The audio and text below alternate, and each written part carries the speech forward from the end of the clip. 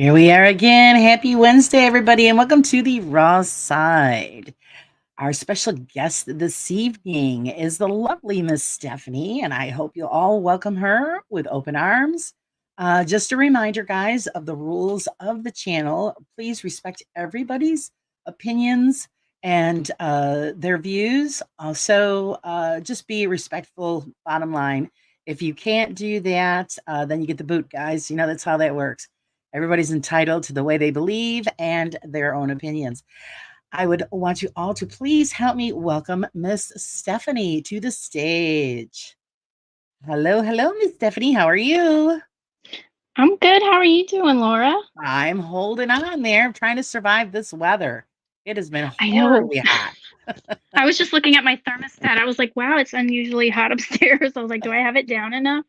But yeah, I'm in Georgia and it's just as hot. I don't know where you are, but yeah, it's been in the 90s.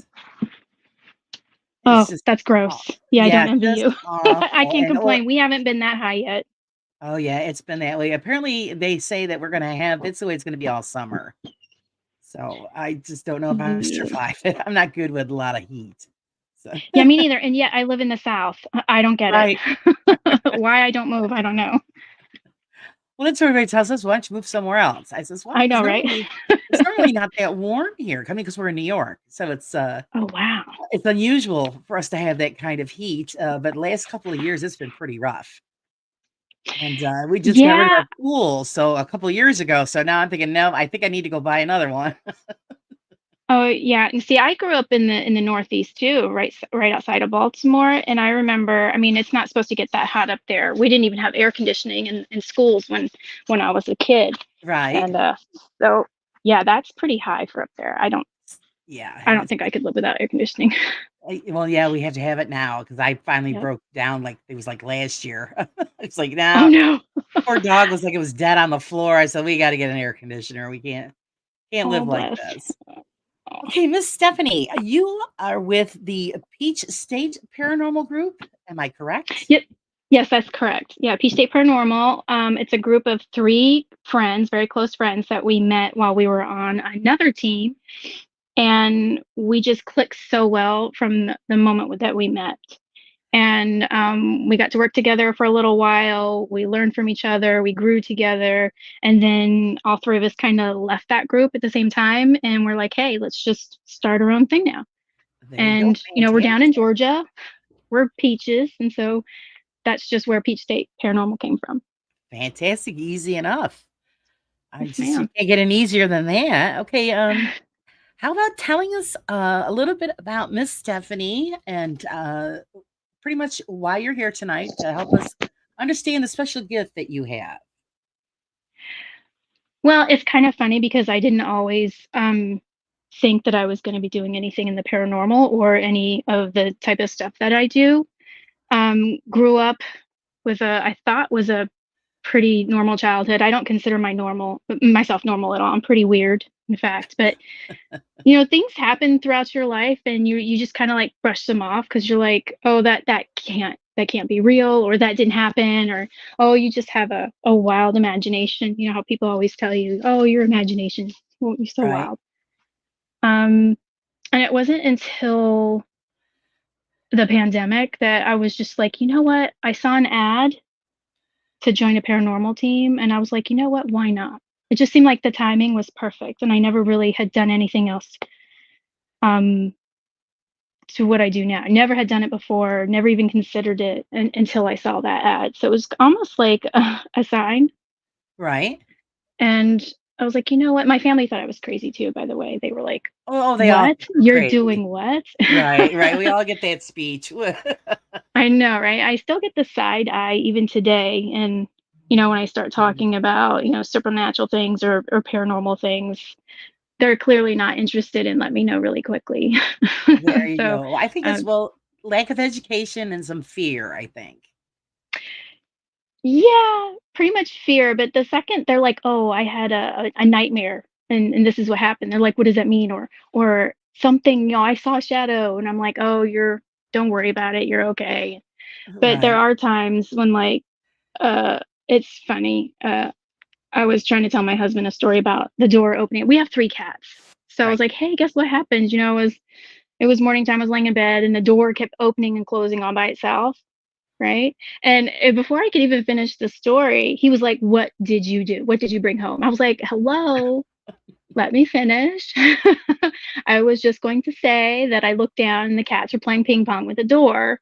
And, my first thought was, the first time it did, I was like, "Oh, that's weird." The door opened and then it closed. And I was like, "Oh, that's even weirder." And then it opened again. I was like, "Okay, what's going on?" So I got up and looked, and my cats were just at the bottom of it playing ping pong with the door and just being funny. But if something happens, I'm usually the first one that gets blamed for it. Because Oh, if I go on an investigation and I come home, they're like, "What did you bring home? What did you do?" right, I'm like, "It right. wasn't me. Calm down." Just It want was to say funny. a quick hello to Giselle and Faith and Jeff. Welcome, everybody. And Bill. So welcome, welcome, guys. Remember, you can ask any questions you want. Stephanie will be happy to answer any of them. Yes, We'll definitely. answer the best that we can, guys. Stephanie, how would you classify yourself? I really don't know what to class myself as. I really don't feel comfortable with labels because I feel like they give me too much pressure. Exactly. Um, so I help people any way that I can, and I'm kind of like a very serious introvert. Like I'm sitting here. I mean, I'm not on camera because I got a house full of kids and they're like all over the place, and you can go and hide in a closet somewhere, but they'll still find you They find and you. open the Yeah, I door have to and lock ask me myself questions. in too because Yeah, it's either somebody in the house or the dog will be on my lap. So, I know. I know. I'm definitely a spiritual person.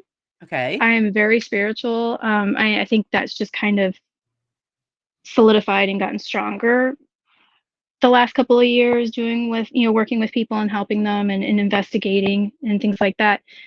I think if I had to label myself something, it would be a spiritualist. I'm a spiritualist, and whatever else I do isn't really limited to one thing, because the second I say, "Oh, I can't do something," you know what, I can. um, Right. so I feel like maybe those labels, one, it's too much pressure.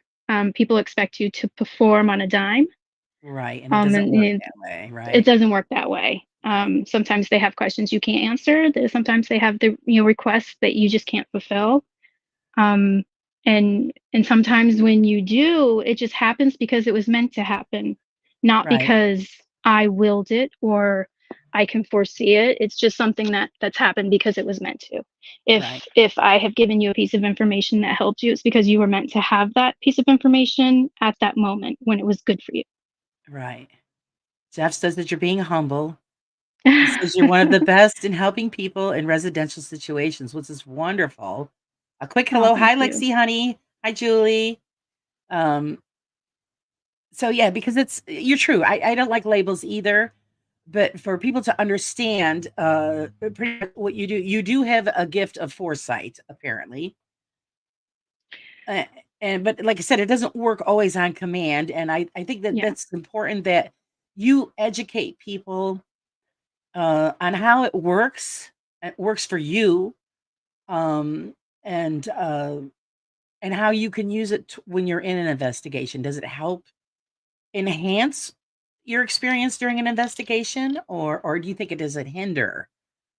I think it hinders, because when I go into an investigation, I'm worried about setting up equipment. I'm worried about talking to the client. I'm worried about, getting their pain points. I'm worried about, do I have a camera in the right location? I'm worried about, did I get baselines? I'm more on the technical side when we're at a residential investigation, setting up, trying to capture, if they're complaining about specific noises at night, then I'm worried about how are we going to capture those noises um, in a way that is going to be easy to debunk, or maybe I have to take it a step further and investigate it even more.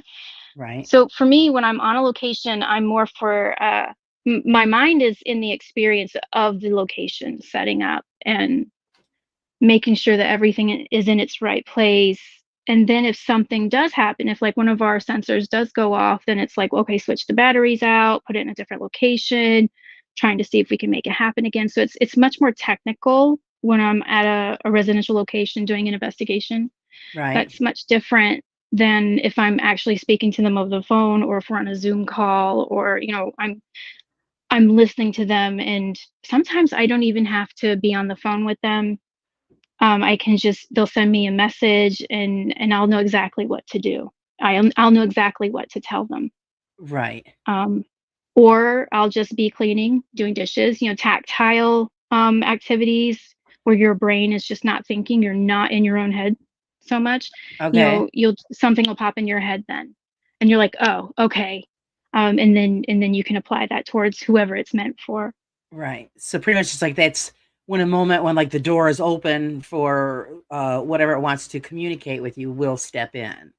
Exactly. Yes. Okay. So yeah, that's what I was starting, just so we could get it out there. People also like the difference if people would know want to know the difference between somebody that is empathic or psychic medium. Could you explain the difference so that everybody can understand that? Yeah, I think every human has a level of empathy, whether they realize it or not. And I think when people are just coming into their own, they start out as an empath, because that's the first notion that they've gotten. It says, oh, maybe there's something there for me. Maybe I've got something going on.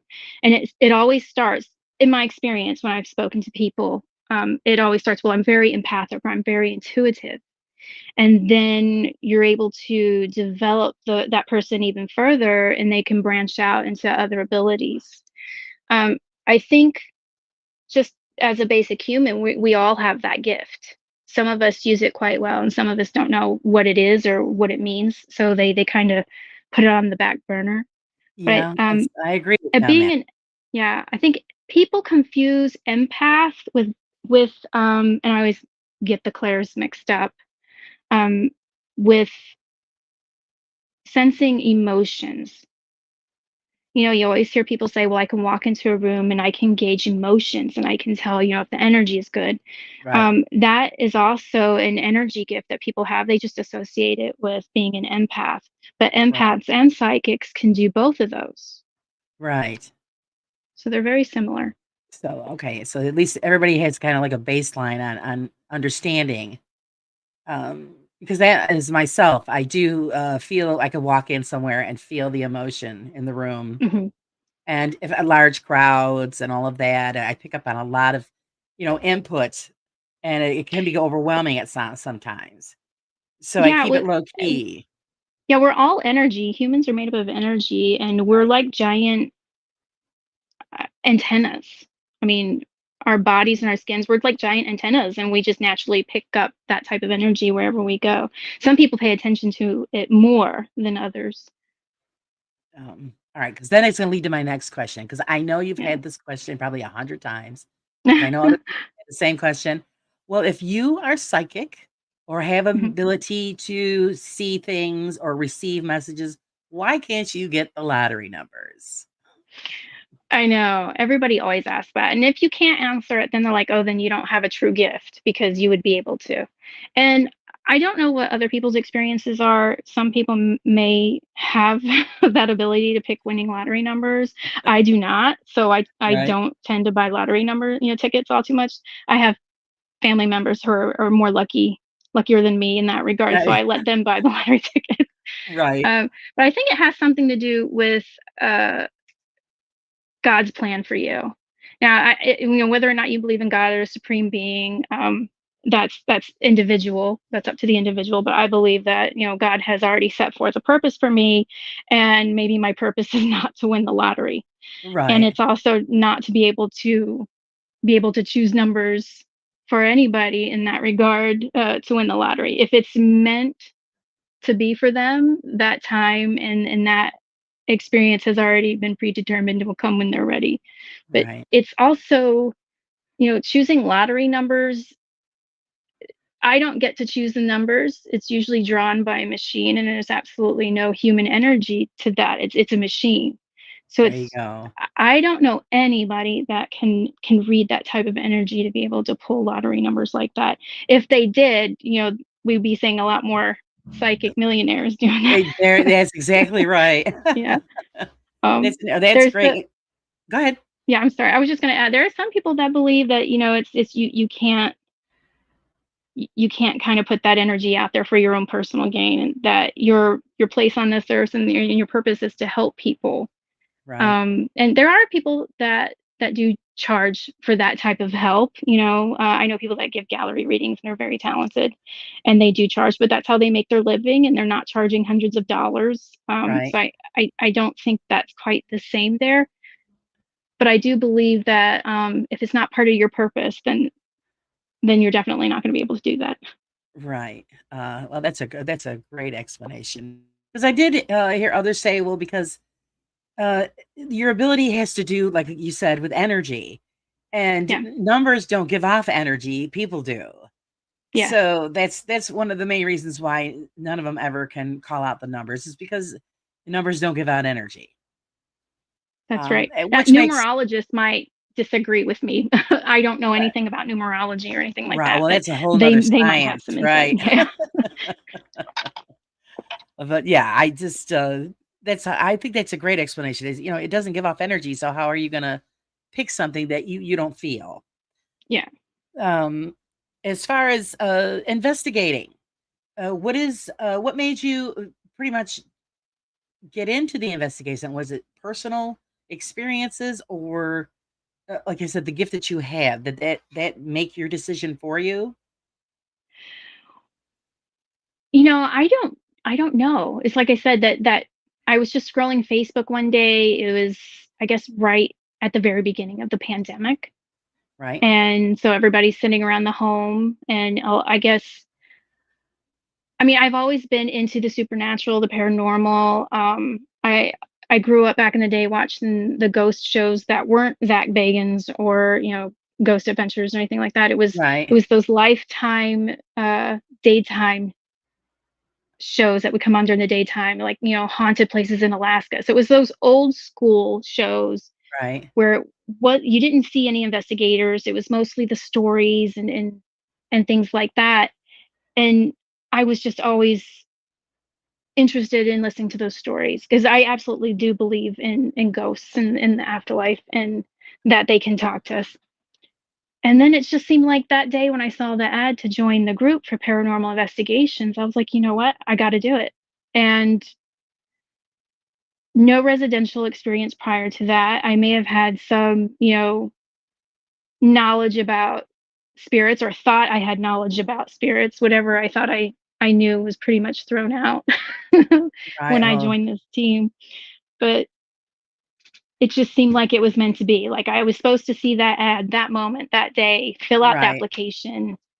And, even though I didn't really have much to go on, the leader that was leading that application process was like, you know what, I think you might be a good fit for us.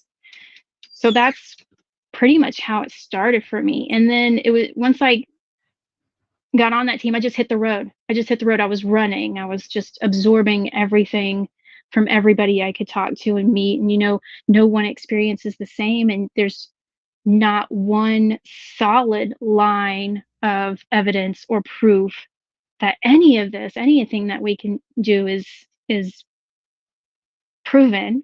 right, Um, but the more talk, no, the more people you talk to, and the more experiences that you have, there's a commonality between everybody, and that's what I find fascinating. And I've just learned so much. And I'm sure Jeff has told you that, he back in the day when I first started working with him, he thought I was probably full of crap. Oh, And I'm sure he was like sending me stuff just to test me and, see what I could do. And even then, even now to this day, um, I just can't believe that I can do the things that I can do. Like, I mean, it's even to me, it's awe. I'm in awe of right, my own self and what I can do, my abilities. And I don't really have that confidence yet to really come out and say, well, I can do this and I can do this. And it's probably why I don't like the labels. Because right. I'm still Hi, Cheryl. I, I guess I'm just still figuring out my purpose and what all this is. I know I'm definitely here to help people, but it's just amazing that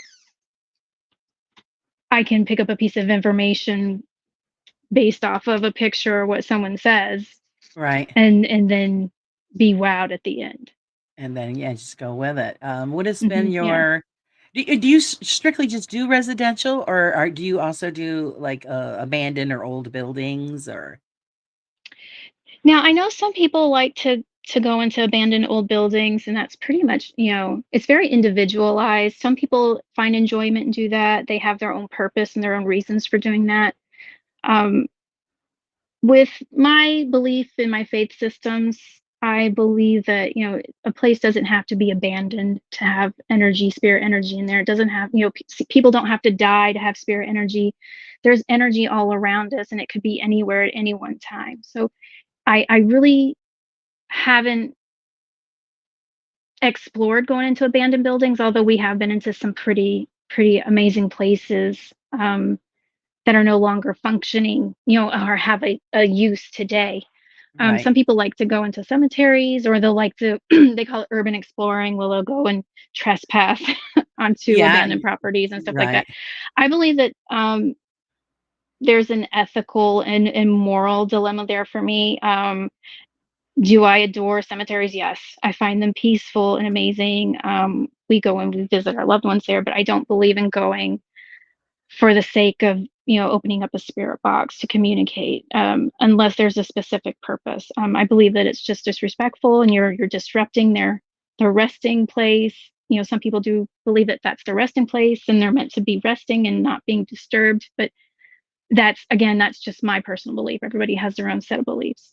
right. Yeah, because I I do don't go believe in through. trespassing. Right, no, no, I don't. Yeah, I don't do the abandoned buildings, but I do Yeah. cemeteries. And every now and then I'll just bring a recorder and see what's going on, and just to see if you pick up anything, because the history there is amazing. So if you could even get some kind of Yeah. communication during that search, I would think would be amazing. Yeah, no, there is one. There was a cemetery close by that it's right next to a place that we call High Shoals Falls.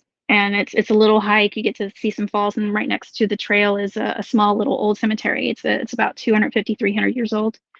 And some of the oldest graves are in there. And there was a little story behind it. So I went and I love taking black and white photos. So I was over there Oh taking some yeah, photos in black and white. And I did happen to have my recorder on me, so I did flip it on, but um I never really picked up anything from there, apart from me like crunching on the leaves everywhere. It was very noisy with all the leaves around. But right, if right. like if I was in a New Orleans and I wanted to go visit that famous cemetery down there, because I think was it her name, Madame Leroux? Yeah. Leroux. I'm not even saying her name right. I might go in there just to see if I could get a response on a recorder. But again, I don't. It would have to be like a I'm inclined to do it. Like I would have to be nudged to go down there and do it. I wouldn't just, set out and be like, "Hey, let's go visit the cemetery." I just find that it's kind of disrespectful, so I try not to do that. So well, then as you stand by your beliefs, that's all right. Yeah. And Um, honestly, if they really want to come and speak to me, they know where to find me. exactly, exactly. If they're searching, then they know where to find you. Yeah. As far as doing your investigations, I've seen some of the videos that you had on the website, but there wasn't that many. Do you yeah, are you guys plan Yeah. on posting more, or Yeah, you we gonna do it have. separately? This is funny because between the three of us, we have an entire truckload of equipment and camera footage. And the last couple places that we investigated, we've had malfunctioning. I know that I had one camera. We went to the old Jasper jail in Pickens County here, and my camera completely just kaput. It would not record no matter what I did the entire night. So Right. I don't have any footage from that night. And so I try not to post any type of digital recordings from there unless I can show some type of video to kind of back up. It wasn't me saying it, it wasn't anybody else with us. I Right. know we do have some that's interesting. We like to put some content out there just to keep our followers engaged. But we try to make sure that if we pick up an EVP that we've got a video to go with it to show that nobody was around or in the room, or our equipment wasn't piled up on top of each other, just so we can sort of say technically or scientifically that there shouldn't have been a reason for that sensor to go off, or it wasn't any of us in that room or even in the house at that time. Right. But for some reason, the three of us, when we get together and we go to, we on the last couple of locations we've gone to, we've had just a whole barrage of equipment malfunctions and failures. Yeah, I've been there, been there. There's one And I'm sure, location I try to keep yeah. every time I go to this location, something goes wrong. And actually, I was on location last week, the same building, and my mother-in-law passed away. Oh, I'm so sorry to So hear I had that. to leave. Thank you. We had to leave. So I'm thinking, maybe I'm just not meant to do this house. Because it's been about 5, 6 times. Oh, wow. And I just for some reason, something goes wrong and it just doesn't happen. I'm determined to get it done. Being pretty stubborn about it. But like I said, I figured, okay, this time it's clear and free and I'm on the Mhm. go. And then we get the phone call and I told my husband, I go, see, every time we come here, every time. Hi, Anita, Oh, I would welcome. I would definitely take that as a sign, but Probably. um I don't know. I see, and for me, I'm the type of person I'd be like, "Why? Why?" And so I would wanna find out why. What is going on with this? Is it really this location, or is it just the luck of the draw today? I Was it just Yeah, because yeah. well, the first time, yeah, equipment all died on me. Pretty much batteries all just, pretty much crapped out. And then bad weather, Mm. just one thing after another. Um, Oh, man. or somebody was staying in the place, so you can't go in there if somebody's staying in the place. And so it's just like I said. And then this time around, it was the phone call, and I'm thinking, oh, you got to be kidding. Oh, man. I'm so sorry to hear about your So, family member, though. oh, thank you, thank you. Actually, we put her to rest today, so it's been a very Oh. long day. Oh, Um, bless you, and you still decided to do the show. oh well, no, that show must go on. So it's we yeah we I don't it hasn't sunk in yet. When it's all quiet later, it'll sink in, and because all the craziness is over now. Well, I'll So be sending you some hugs, oh, thank some you. I spirit hugs. I'll be appreciate sending you some that. hugs and love. Has anything happened to you while you were on an investigation, as far as something touching you, whispering in your ear, things like that? Even just a cold feeling or something like that? Yeah, sometimes when we're in a location, and we're walking around, doing EVP sections or trying to gather some data. One time I remember walking through this. It was an old antebellum plantation in South Georgia, and I was just like, oh, I feel like a burning, on the side of my rib cage. So I just, lifted my shirt and had one of the girls check me out, but there was nothing there and it wasn't red. So it was obviously something, biological with my body. And but a lot of times we do usually hear noises. We'll hear bangs. At one location, we heard a man crying. Oh, wow. Yes, and these are things that we could hear with our ears. Sometimes they show up on our digital recorders, and sometimes they don't. Sometimes it'll show up on one recorder and not the other, which is weird, even if it's like in the same room. A lot of the stuff we pick up is usually during our equipment setup. We get the cameras rolling really early in our digital recorders, just because we know that as we're moving around and shuffling equipment, we get the most activity. Right. And then when it's quiet and you're like, okay, and you start answering, asking your questions, it's like quiet sometimes. They're Yeah, like, that's what it nope, is. nope. I think they sneak up on you when you're not expecting it. So Yeah. Then when you're sitting there waiting, then all of a sudden it's nothing. So I know, it's like, "No, no, everybody be quiet, don't talk." I'm sure they're just all watching us like, "Look at those idiots, they look like they're about to rob a bank." Because exactly. normally, That's and I don't know why, there's no reason why for us to show up in all black with our little, like, little tactical vests on right. with all, stuffed with all of our gadgets and stuff. I'm sure they're just sitting back laughing at us, like, "Look at these yahoos." Yeah, Do you do it's most of your investigations at night? We do, and a lot of the times it's mostly on the weekend because, we all have daytime jobs, and, by the time we get to a location that's several hours away, it's usually evening time. So it's not that we prefer to go at nighttime. There's really no reason for anybody to, investigate at night, unless it's their personal preference. But Right. it just happens that, we live far away. Georgia's a big state, and we usually have to drive a couple hours. And by the time we get there, after we've loaded up everything and met at our location. We usually carpool. And so, once we actually get to a location, it's usually around dinner time, and, we have coffee and donuts with us, and we also talk to the client, and we let them, give us a tour around the property if that's what they want to do. So by the time we Right. get started, it's well into the evening time. It's well about 7 o'clock, 8 o'clock at night. Not just by chance, not because that's how we time it. So, yeah, because I agree. I mean, if there's something there, it's there day or night. Yeah, exactly. So it's and me being, I can't see in the dark. I'm always tripping over something, so it's safer I have a little bit of light going on there.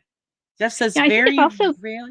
Go people ahead. prefer that kind of sensory Yeah, I think deprivation. They don't so. want the lights, they don't want the noise, they don't want that interference is what I mean.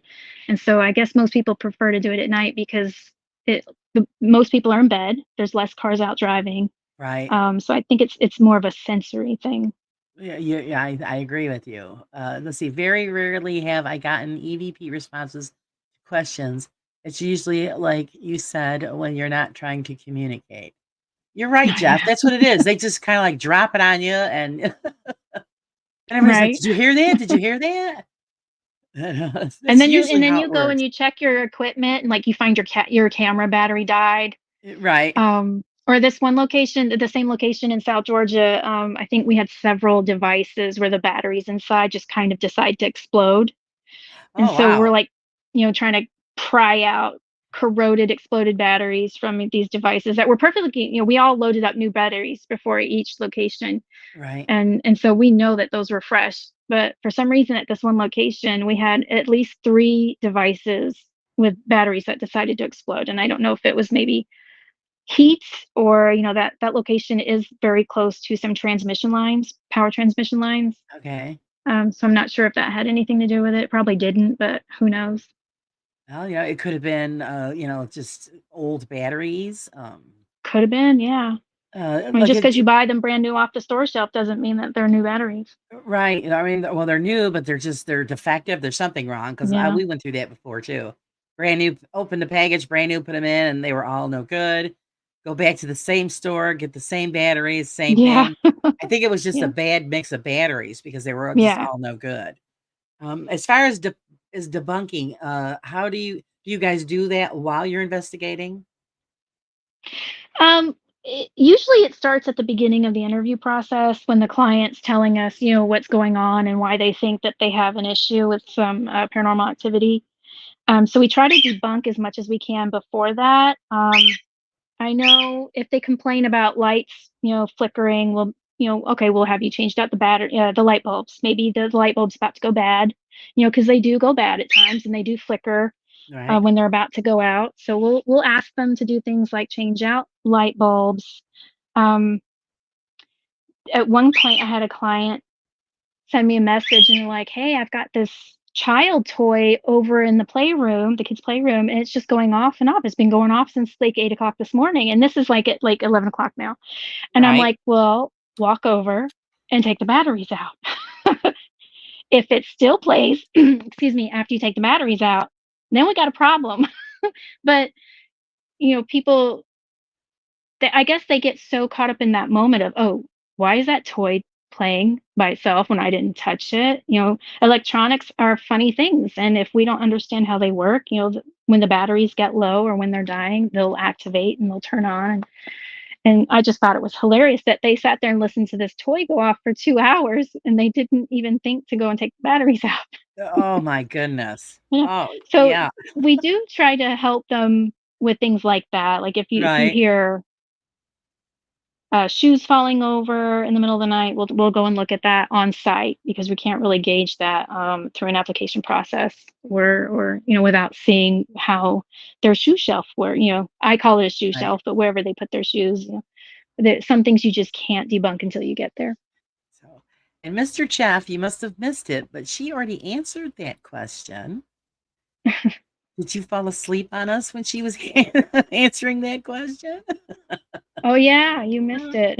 Yeah, see, we already went through all of that. So sorry,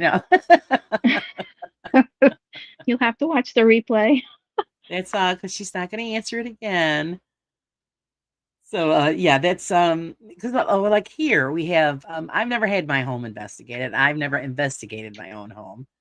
I have a rule where wherever I live, I'm not going to investigate Yeah, because I don't want to that's a stir. good rule to have. Yeah, I don't want to stir things up or disturb what I've Hmm. already am used to. But yeah, there's things that happen here, and we've seen things here, and I'm just like, yep, yep, okay. Oh, it is. I look stupid now. No, you don't. No, there You have been just a couple dozed of off times. for a minute. Yeah. Oh no. There have been a couple of times where, like, if I've gotten a new device, I'll power it up just to make sure it's working properly. Right.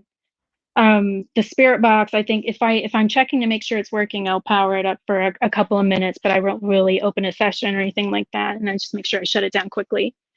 But Right. yeah, So yeah, investigating your house is kind of a I think it's crossing a some people. line. I think so too. And then there are people out there that reach out to you for help and they're like, I've got stuff going on and I don't know why. And then you go to like their Facebook pages and they're posting themselves investigate their house like every day. Right. And you're like, well, you need to stop that, but they don't want to. So I mean, some people you just can't really help Yep. when it comes to stuff like that. I And think so if I you're think going to it's do great the that, way you guys because you do most. I don't do residential. I've only done it a couple of times, but it's good that the education that you're trying to give them and the thorough interview that you do with them. Um, yes, it's very lengthy too, and there's a lot of questions. And then even then, there might be some questions that aren't on our set of questions. We go by like a set of questions that we kind of predetermined beforehand, and even then, based on their answers, we'll probably have more questions. right. Because well, I think it's great that and I agree with that as well. I mean, you're doing a residential health background is very important, mental and physical. This way you Yes, know what you're dealing with. yes, and I mean, and the reality of the mental health aspect of it is, we're not professionals, we're not doctors or psychologists, so we have to watch for clues. We have to look and see what they're actually putting down, how they are reacting. Our interviews are usually done over Zoom with cameras on, Right, and we do that for several reasons. We have to know who we're talking to. We have to gauge whether or not we think an on-site visit is going to be harmful to us. We have to take into account our safety as well. We're watching for things that might give us cues to say, maybe there might be some drug use or alcohol use. We always ask if they've got firearms in the home, and if they do, could when we are there, can they please kind of lock them up so that they're inaccessible? right, So we take our client safety and our safety into the highest account for everybody because, I mean, especially with these days, you never know what you're walking into. So right, during our interview process, we are going to ask as many questions as we need to so that we feel safe and that we know that we're not going into a potential harmful situation. right. That's just excellent. Hi, Tasha, honey. How are you? Yeah. Well, Jeff says a question of all the residential cases that you have done, how many are in paranormal versus mental health or drugs? I would say a good 80% of them, in my experience, this might not be for everybody, but in my experience, 80% of the residential cases that come my way are mental health and drug abuse based on the cues. Now, Right. again, I'm not a doctor, but I am very good at pinpointing markers. I call them markers, but most people would call them cues that let me know there might be something else at play here. And then we have to make a decision to say, okay, well, we can't really say that this is paranormal because we suspect it could be a mental health issue, or you just told us that you did cocaine before you hopped on this call. We're very honest with them, Right. and most of the time they're honest with us. They will tell us what type of drugs they're on and when they do them. Right. They might try to say things like, well, it's just recreational. I'm sorry, you do not do cocaine recreationally. No. So that I do not buy. But we will say, look, if you want our help, you've got to do two things. One, you got to get off the drugs. You've got to go for a physical and a mental health evaluation. And we do that because we have to make sure that they're in a good state of mind, that they're healthy. Drugs and alcohol don't serve anybody at all Right. to the highest. So by telling them that we aren't hurting them, we're not referring them for treatment, we're not telling them what to get treatment for, we're saying we need you to do this to make sure you are healthy and in a good state of mind, because drugs is never good for anybody. Right. Then after you've been clean for a certain amount of time, come back to us, and if you're still experiencing what you think is paranormal activity, we can revisit that side, but we cannot really move towards a paranormal explanation until we've addressed the physical one, the one that I can see right in front of me right now. Right. What are some of the things that you look for when you're doing that interview? It's kind of hard to explain because for me, it almost comes naturally. It's like an intuition, but I look at how they answer our questions. Are they deflecting? Are they avoiding the question? Are they giving me different answers to the ones I'm looking for? But most of the time, we get once we get them talking, they feel comfortable enough that they trust us, and they'll volunteer that information. Right. Um, and then we also have a part of our questionnaire is like it'll ask for medical history or drug use history. Right. So a lot of times they'll put that on there for us, and then we'll just kind of dive into that even further and say, okay, well, it says here you used to do cocaine or you used to be an alcoholic. What are you doing today? You know, are you still are you in sobriety? Do you go to meetings? And sometimes they'll kind of say, well, I was, but then I fell off and I started doing this again. So we'll try to steer them back to that path that gets them back to recovery. Right. Um, Again, we don't tell them where to go, who to go to, and what for, because that would be by diagnosing somebody, and we can't do that. But we would say, Right. look, you Right. really need to go back to your doctor or back to your sponsor, wherever it was you were seeking treatment from before, and you need to talk to them, tell Right. them what's going Well, that on, tell helps. them I that. mean, that helps just right there. You know, you're helping Yeah. them to get clean so that you could figure out if it's real or not. Just as with the follow up, do you think those issues create paranormal activity? Yes, I do. I think they go hand in hand. I think if you weren't having paranormal issues before, drug abuse and substance abuse kind of opens up that door. It makes you weak and vulnerable. Sometimes people who didn't have paranormal issues but do have other mental health issues or drug abuse issues they end up having paranormal experiences because of their drug use. So sometimes it goes hand in hand, one causes the other, or, sometimes it could be both at the same time, Right. but we really can't address either one. I would rather address, your physical mental health first before I go into the paranormal, just so that I can explain drug abuse and I can explain alcohol abuse, and I can tell you that there's treatment for you to go, go back to your doctor and do things like that. But I really can't come in and say, well, this is what's going on in your home, because those mental health, there's tons of conditions that will make you hear things. They'll make you see things.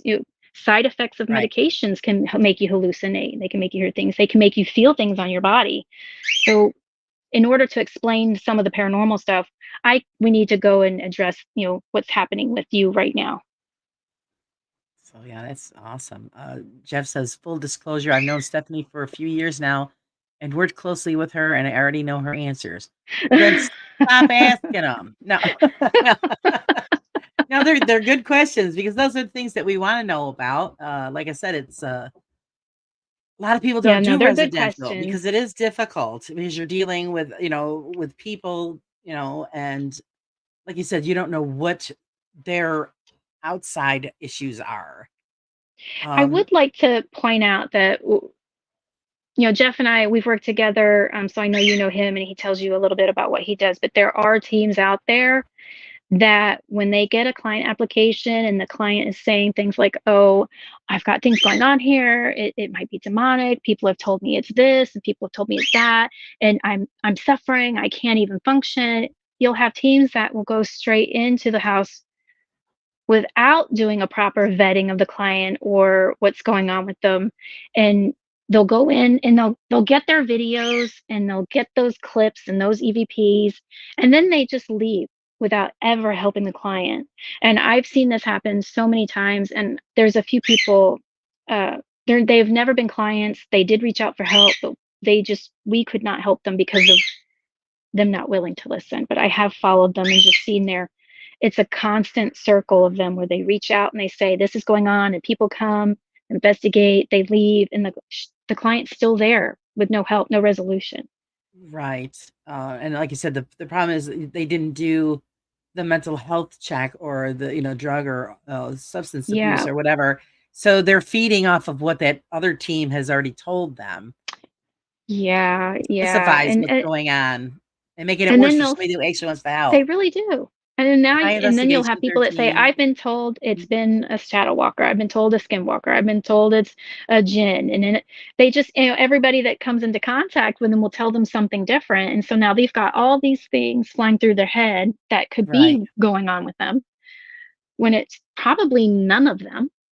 right. And this person really needs to have themselves checked out. And it's, yeah, it just, yeah, escalates, the issue and causes more damage. Because, yeah, Jeff had Kind explained of that like a too. really big channel. I've got, yeah, Jeff, it is, Yeah. it is that same one. Yeah, I know who he's talking about, and I agree. They go in there, they did it for the views, they did it for the clicks. Hmm. I mean, I don't know if that was their intention, but they leave people hanging, and then the woman's worse than she was, and Yeah, and even worse than that is you've got people that follow them and watch them and think yeah, that is how it's supposed to be done. And sound now you see a whole genre of investigators that do it just like they do. right, And they think that's how it's supposed to be done when really it's not. And you've got, old school people that aren't, we're kind of sitting in the background going, that's not how it's done. We kind of stay silent. I think there's a few of us that have gotten to the point where we're like, you know what, we're not going to stay silent anymore. We're going to start calling these people out because they're doing so much harm to people and misleading them. And it's really exactly. bad for what we try to do. Exactly. Well, that's why I do this program because I want you guys to let it out. Let everybody know what's going on. Educate everybody on the right way to take care of something like this instead of, falling into the trap of the fakers or the money makers, and then they're Yeah, leaving all of that devastation in their wake. And yeah. I think it's important that you guys all come on here and do what you got to do. Even like I said, you just you gotta put it out there, whether somebody's gonna get mad at us or not. That's all part of the gig. Because you're fifteen not gonna hundred make everybody dollars to happy. burn a candle? That is insane. Wow, wow. Wow. I just can't It's fathom that they charge that amount of money to burn a You're right, Julie. candlestick. That is scandalous. Wow, Oh that my blows God. my mind. See, I'm also from the approach that, um, we'll come in and we'll help you, but we're not going to do the majority of the work. Right. If we come in and we know that there's something going on there that's, pretty easy to get rid of by just teaching the client some tools on how to clear energy out and kind of maintain some boundaries, we will give them those tools and resources. We will show them how to do it, but it's on them Right. to really maintain that. That's their space. I don't own their home. I don't live in their home. So why would I come in and light a candle and wave some sage around? And do your They, mumbo jumbo and no. right. We empower our clients to kind of take back the control over their space and what's coming in and going.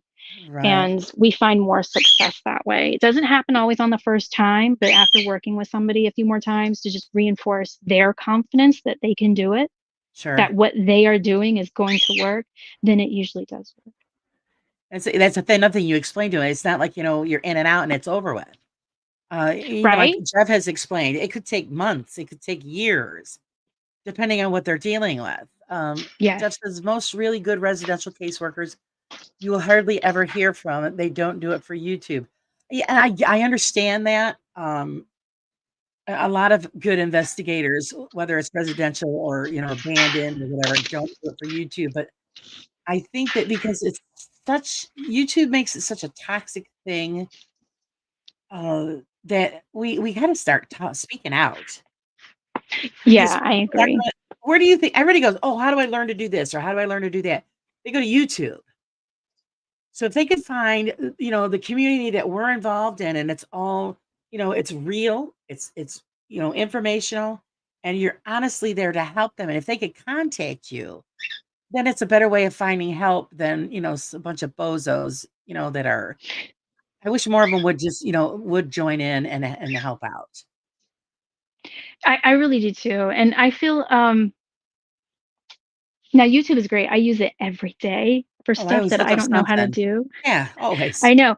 And I think that maybe us in the background need to stop saying and staying in the shadows so much and kind of come out and show people how it's really supposed to be done. That, coming in and throwing holy water at the wall is I mean, it's not a bad thing to do, but it's really Right, most likely not what you need to do in that instance. There are going to have to be lifestyle changes, things that you need to do that you need to keep up with, because it's your energy in your home and your space. And I could right. come in and wave some Palo Santo or some dragon's blood, and it might be good for a couple of hours, but really it's up to the owner of that space, the Yeah, person that that has lives to in that keep it space going. to, yeah, Good for you, Investigation 13. Yeah, I mean, you drive all that ways. You're there to help them, so your intentions are honest, and you didn't charge them a penny, and that's when yeah, you're no, dealing with something real. Um, Again, Aaron here, let's see, Jeff Scott's, that's kind of why I broke with my silence. I want people to see the real thing, and I agree with you, Jeff. We that's why we're doing what we're doing. yeah, yeah, And I don't yeah, care, like I had a lot of people that were giving me grief about doing this program tonight. And I says, "Well, you know what? That's your problem, not mine. Uh, Everybody is entitled to their beliefs. If you don't believe, in certain things, I mean, that's your right. But don't tell me I can't do it because then it makes me want to do it all the more." right. And and I don't know what the issue was with that, but I know if it's because people don't know me, then I can understand that, because if I'm unfamiliar with somebody or if I don't know how they work or operate, I would have my walls up too. But I Right. think for um, people like us, maintaining our connections in our circle, so that we do know who is really legitimate and who knows what they're talking about and what they're doing Exactly. when they deal with clients. I think that would make it better. So if it's just because they're unfamiliar, I mean, there's tons of people out there that do what I do and I have no idea who they are or what they do. And Right. I would probably be like, oh, who's that person? I don't know them. Who knows them? What do you know? So I can understand that, because we are few and far between. The ones that we all know about are the ones on Facebook and YouTube who are involved in what we see on these videos and then what we hear when the paradrama comes about. But I don't take offense to somebody not knowing me or Right. Well, I'm or saying anything like that. not knowing what you can do, what Yeah, and the ability that you have. They don't. And that's why it is. They don't understand. So just, exactly. be open-minded, join in on the program, listen to what's going on, educate yourself before you even make a judgment. And whether, it's yes or no, that's okay, that's cool. But, don't try to tell somebody else how to take care of something or put something out there. just because Exactly. Yeah. you don't believe in it. Let's see. Miss Tasha says, "What if a person that is having these paranormal issues have had them their whole life? For example, premonitions at an early age and attachments later on. They have had mental evaluations and no drugs." Well, Tasha, I would tell you that what you think are paranormal issues may be something else. You may have some gifts that you're unaware of, and so these experiences might be a result of that gift. So I would look at it from that perspective, and then whether or not you want to explore those gifts and develop them, you could probably find a mentor that's close to you. It always helps to find somebody that's in your area that you can meet face to face. I know Zoom is great these days. You can meet people over Zoom, but it's really good if you can have somebody in your area that you can kind of mentor with that can teach you what you need to do as far as setting boundaries and having some protections for yourself so that you're not always, being bothered by this. Right. And I know saying Tasha is actually my niece, Oh, and okay. she's had a lot of experiences. Tasha, actually, I'm going to ask you a quick question while you're on here because they did have the house that they owned. They did have an investigation there because there was a lot going on, and a lot of it affected Miss Tasha. Do you Mm. have that tape, Tasha? Because I know that your mother never wanted to look at it, and I've always wanted to know if that tape was still out there because I would like to see it myself. Um, there's a huge history behind the house that she used to live in, and something actually did attach itself to Tasha until they moved out. But she's always Oh. had like a sixth sense type of a thing. Hmm. And I Yeah, don't. people who have those gifts are like lighthouses to spirit energy, and they're just naturally drawn to people like her. So if she has that gift, then she needs to really pay attention to how bright her light is and how she can protect herself. Right. I also believe her daughter has the same thing Oh, wow. because there's been things that have been drawn to her as well. Because I've had to have discussions with them about actually protection and certain Mm, things to do to keep them safe. She yeah. says, "No, I don't. I have asked that person who'd done it, and they will not give me a straight answer." Ah, so they probably don't even have the tape anymore. Oh, That's a that's shame sad. because they actually had some interesting activity, and I really wanted to know about it. Hmm. Jeff, that's another topic. How many times have you encountered a haunting that ends up being someone with gifts they don't know about? Quite a few. I would say that the number is quite high. I don't know exactly what the percentage is, but I would say it's quite high that a lot of the times the activity that is brought to us is because somebody has gifts that they knew they had but didn't share with us that they had them or that they didn't know. Usually by the end of working with a client, we can pretty much figure out um, that they've had the gifts the whole time and knew they just didn't want to share that information because for various reasons, personal reasons. But it's quite high. A lot of people don't realize that they're gifted until they've had something happen and then they've reached out to us. But I would say if I had to give it a number, I would say 7 out of 10 clients. Wow. Yeah, it's pretty high. And it's like you said, being not being educated, not knowing who to turn to. Yeah, Um, so I'm sure Tasha, if looking for you had any, validation. yeah, anything extra that you really want to know about Tosh, I'm sure you could contact Stephanie and she could help you out into the right Oh yes, I direction. would I would be glad to help her. I've seen it in Rumberly. The child kept turning the camera off. Oh, yes, the child that was actually haunting, if you want to call it a haunting, the home. Apparently, the home had some children and an Hmm. elderly woman. Um, it was the history behind the home was back in the day. There used to be a an orphanage train that went through the town that they lived in, and this home was gorgeous, and the people that apparently would adopt children every time the train would come through, but the children would disappear. Oh, you're not in Tennessee. She's not in Tennessee, is she? No, it was Missouri. Oh, okay, I was going to say there's a Um, similar situation in Tennessee where a bunch of orphans right. went missing.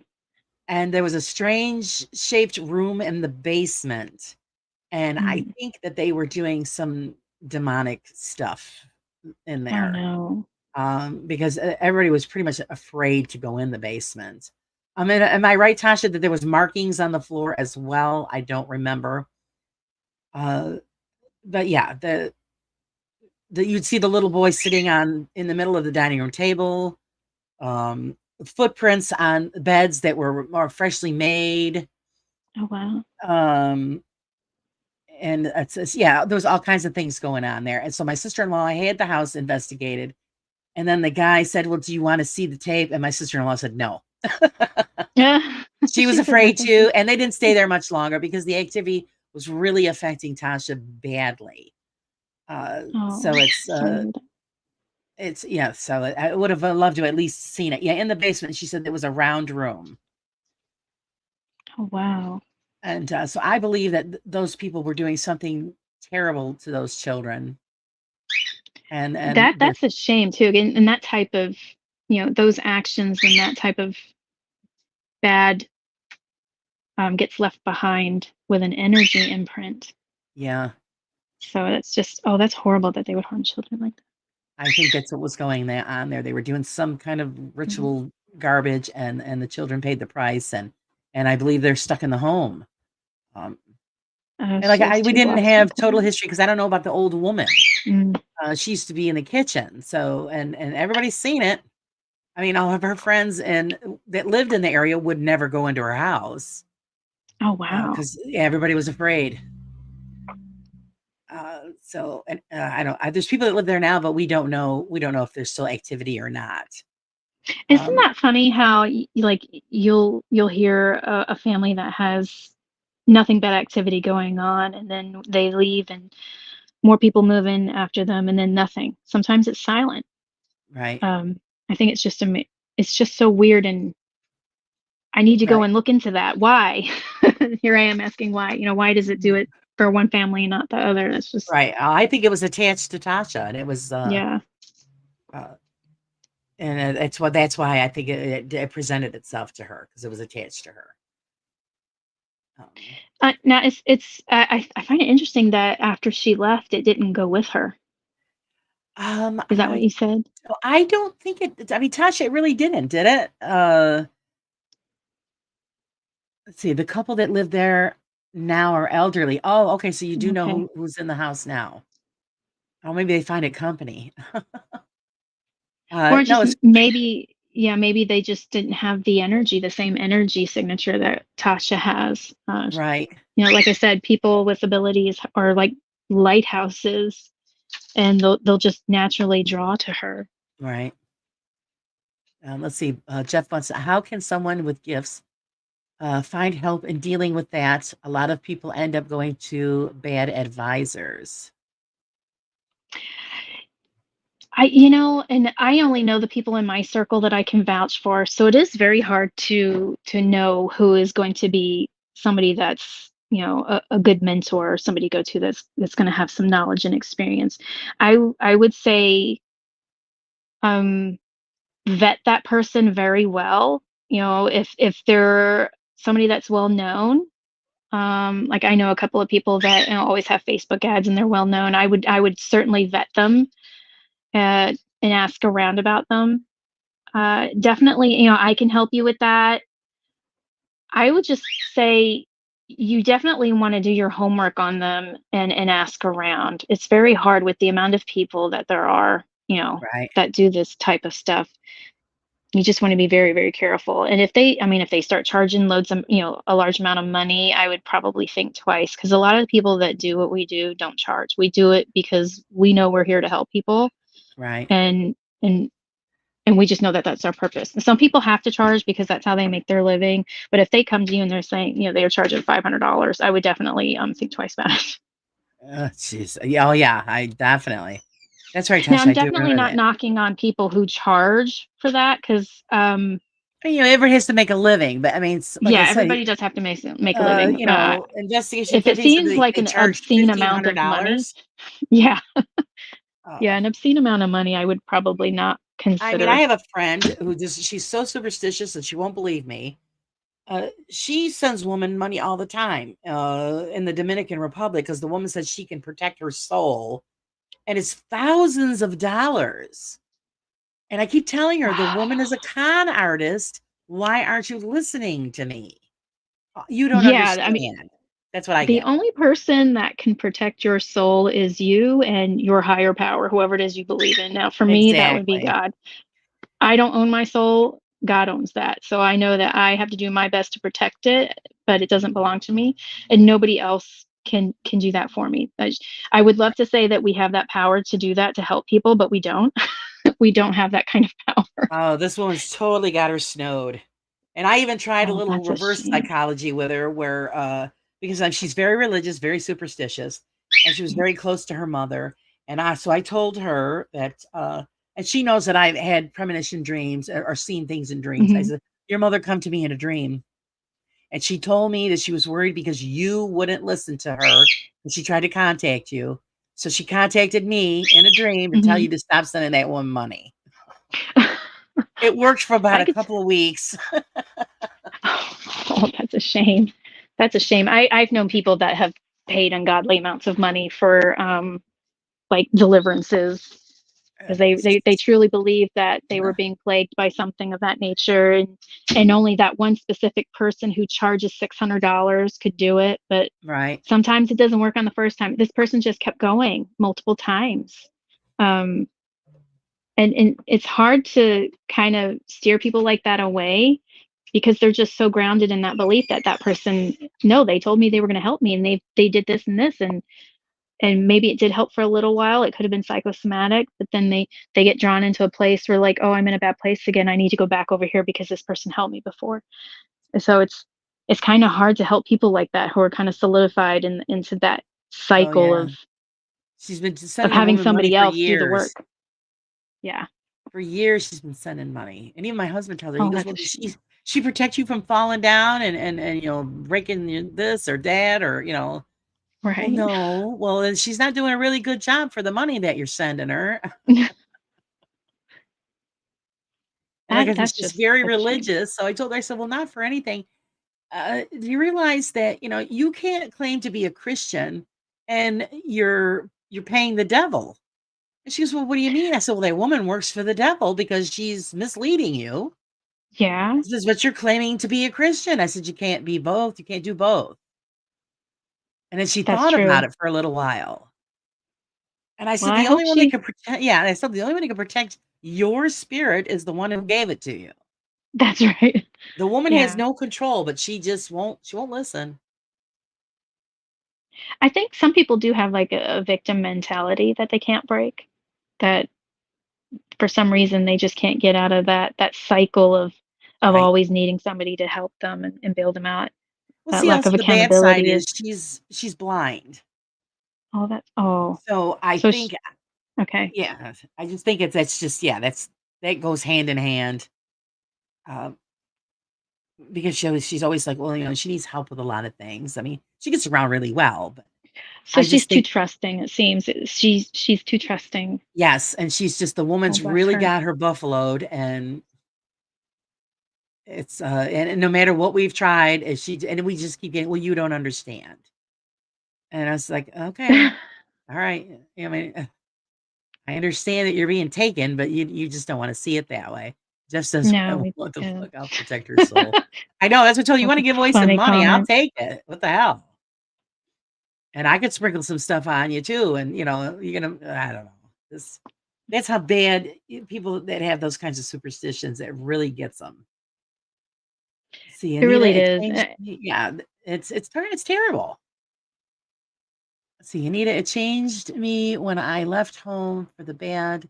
The activity stopped in the house when I left and started again when I went back to my normal, came back. Okay, so yes, because it did cause her to have issues and when she left the house, so it did follow her.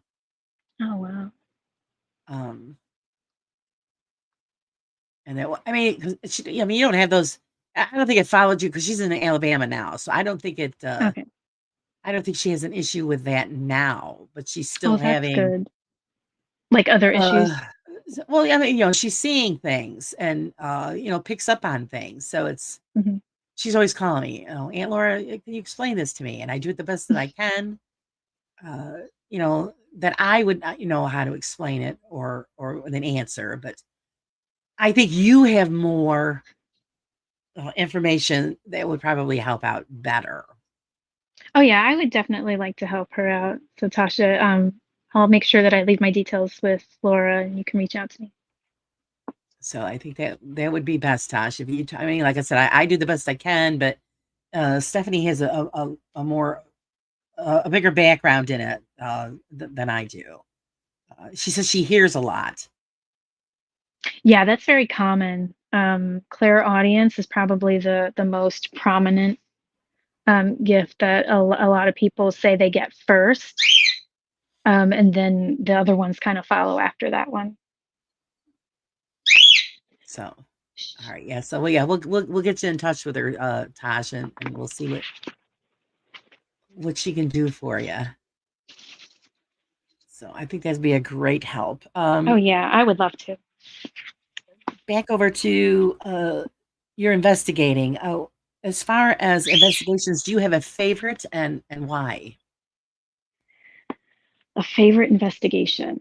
Um, I don't know that I have a favorite. You're right. Usually to See, me, yeah. I love them. I love them all. That right there was the purpose of the show.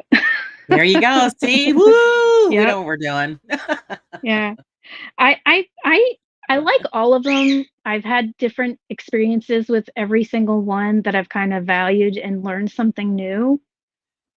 Um, I'm trying to think.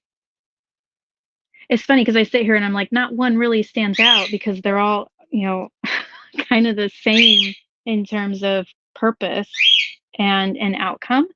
Right. Okay. What kind of birdie do Um, you have? Oh, that's Coco, my cocktail. He's kind of being a little obnoxious right now because I'm on It's the because you're phone. He ignoring only him. does it. Yeah, when I'm on the phone, he does it all the time. Like if I'm sitting next to him trying to play with him, he's like, "Don't touch me, don't touch me." Right. But the second he sees me doing something else and not That's when paying they any want it. attention, he gets upset. Yeah, Right. That's yeah, he's funny. funny. It's a little cockatiel. And everybody complains about him because they all know if they call me on the phone, they're like, "Tell that bird to be quiet." Because the second I start talking to people, he'll start yapping. Well, he wants to talk too. Yeah, he does. I'm trying to think. Now there was one location that it's not my favorite, but the activity was really substantial and kind of stood out more than the other locations. And not in a good way. A lot of stuff happened, but I still took some value in that because I learned more. Right. Um, just about that whole side of the paranormal. Um, I guess right now my favorite one would be an old antebellum plantation in South Georgia. Now we couldn't disclose the location of that one because of the owner did not want um, anything Right. put out on social media, and so we respect that. But that one was probably the location was so serene and so laid back. I remember telling the owner, like, I feel like I could just sit on the porch of this old antebellum house and take a nap. Like, that's how relaxing it was and serene.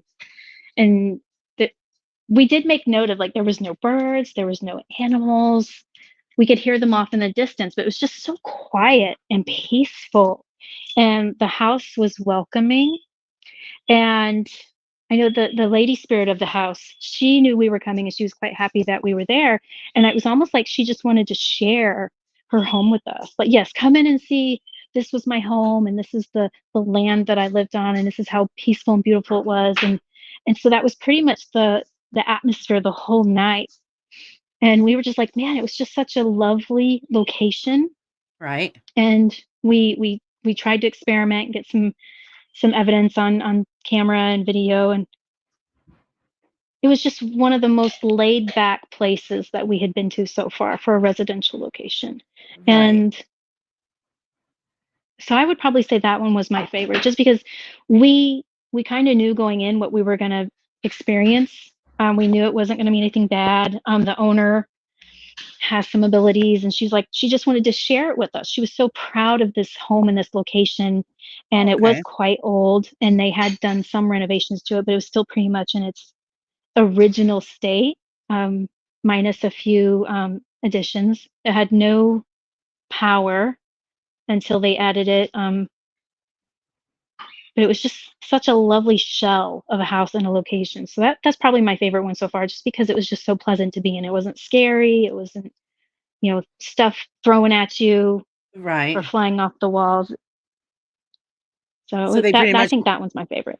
they pretty much just wanted you to validate what they pretty much already knew? Yeah, so it's in a really old part of rural Georgia, and she had seen some things and felt some things, and she had picked up a few names that she was hoping that we could help validate for her. And um, we weren't ever really able to validate any of the names for her.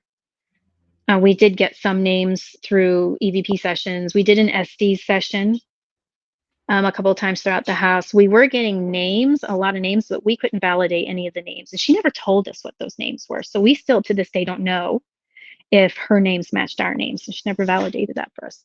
Right. So I don't think that the names that we got actually matched her names. And then again, it's not an exact science, and we're not all knowing, so that doesn't really hurt our feelings at all. Right. um, I'm laughing at Jeff. Question. This one is for Crow. Is mayo a proper condiment for hot dogs? Mayo, no, but coleslaw is. Coleslaw. I've never heard anybody put coleslaw on a hot dog. Oh, you've never had a slaw dog? No, no, that's a Oh, new you're one for totally missing out. me. You're totally missing out. It's good. You got to try it though. Wow. Actually, well, not for nothing. I did put mayo on a hot dog. But I don't know if everybody knows what horsey sauce is. That's you get that at Arby's. Yeah, I know what It's a horsey sauce is. horseradish sauce. I tried that on a hot dog. And yeah, that was interesting, but I don't think I'll ever do it again. Oh yeah, I don't know about that. Mayo on burgers, but I don't know about hot dogs. But I mean, I guess Right. typically, I did put slaw on my hot dogs, so it did have mayo, so I guess I did. So, well, yeah, Crow's weird. Mayo. He says that no, it would be fabulous. You got to try it, but I don't know if I can bring myself. Uh, I don't know. The older I get, I kind of shy away from hot dogs. I just don't eat them as much as I used to, and when I do have one, they're extremely salty and high in sodium, so I try not to eat too many of them. right, right. You got to limit Mm, yourself. Fish says, yeah, "Oh, I have peach state." I So have peach state. right. I don't remember. Is that you're from? You're from there too? Faith, I'm not sure. My bad. I should know where everybody's from. Investigation 13 says, yes, coleslaw Yes, is coleslaw. amazing. Okay, Yeah, it now you is. guys have got me thinking. I'm gonna have to step up my game here. Yeah. It's pretty good. It's one of my favorite things to eat when I have a hot dog. My son has done that where he's put coleslaw on like subs, sandwiches, Uh-huh. and or French fries and coleslaw, and I look at him like, what the hell are you eating? Oh, I could see that on French fries too. I'm gonna have to try that because that does Yeah, he sound said good. it's fantastic. Yay. Clipped and sent to Crow. Oh, Clipped and sent to Crow. he's probably sleeping. I mean, he goes on at like 2 o'clock in the morning. Oh my goodness. And they've got cayenne pepper, coleslaw, and mustard. My I son have would be never heard all of over cayenne pepper that. coleslaw. Now I love cayenne pepper. I can't do the spicy like the rest of my family members do, but that does sound really good. So yeah, Joseph would be all over that because he loves everything spicy. Tasha, you're talking about the kid that puts Tasha, honey, he Ketchup still on puts his eggs. ketchup on his eggs.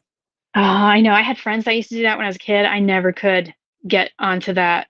Or even That's like the the only way I ketchup could on get the him to mashed eat them. potatoes. Yeah, When he was no, younger, no that's way. the only way I could get him to eat eggs was scrambled eggs, and we put ketchup on it, and he's still Fried doing it. onions. I can second that. Fried hot dogs with fried onions. That sounds amazing. Yeah, Y'all they are went making from me hungry homemade. now. I know, yeah, I know, really.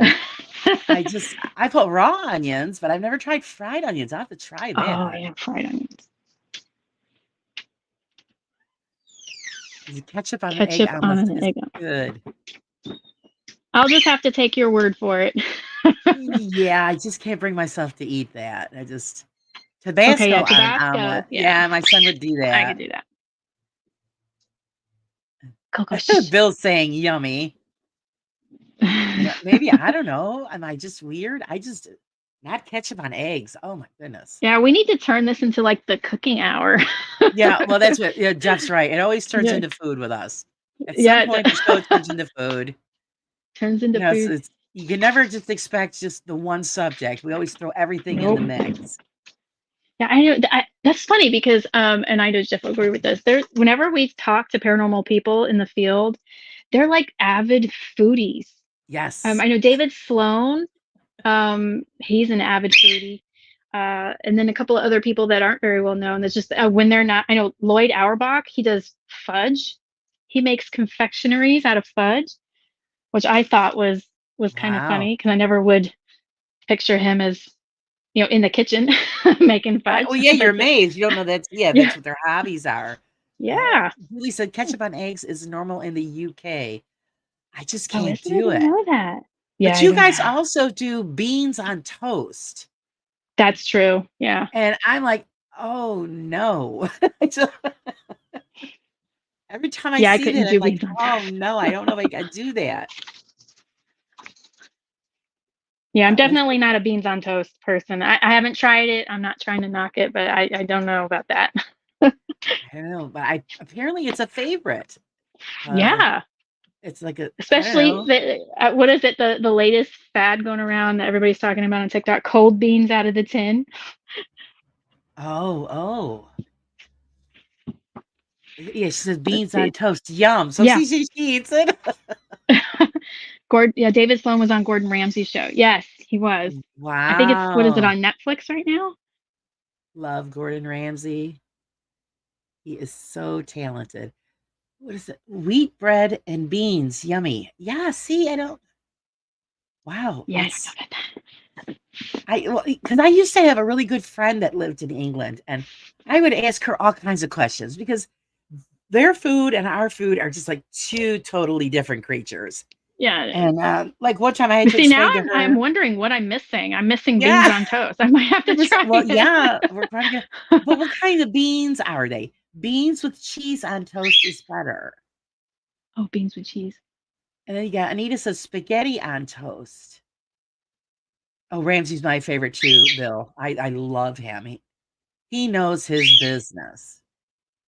But Yeah, is he it just does. like is it pork and beans like out of a can or just regular plain beans? I don't know. I don't know what they you guys use. One time I Yeah, had to their explain to beans my might be friend very different than our totally beans. from ours, right? So I don't understand. I had to explain to my friend there what Jello pudding was because she didn't know Oh, what that was. Because I was talking about making pasties, and she says, "Well, what is that?" And I go, "Well, it's a pastry with a sweet dough, and it's filled with pudding." And then she goes, "Well, oh, what's that sounds pudding?" interesting. I'm like, "Oh boy." Oh, So I said, I'm definitely hungry. "Yes, they were Heinz baked beans." Oh, okay, Heinz baked okay, beans. Okay. Now all I right. like those. I do So, too. hmm. You put them on toast. All right, we're gonna have to try it and then let Julie know. Beans and Yeah. tomato sauce. Oh, we have those as well. Yeah, we do. So Okay, so I'm gonna have to try it now. I'm convinced. yeah, it's definitely gonna be because, like I said, I've seen it on TV, and I'm like, all right, what are these people doing?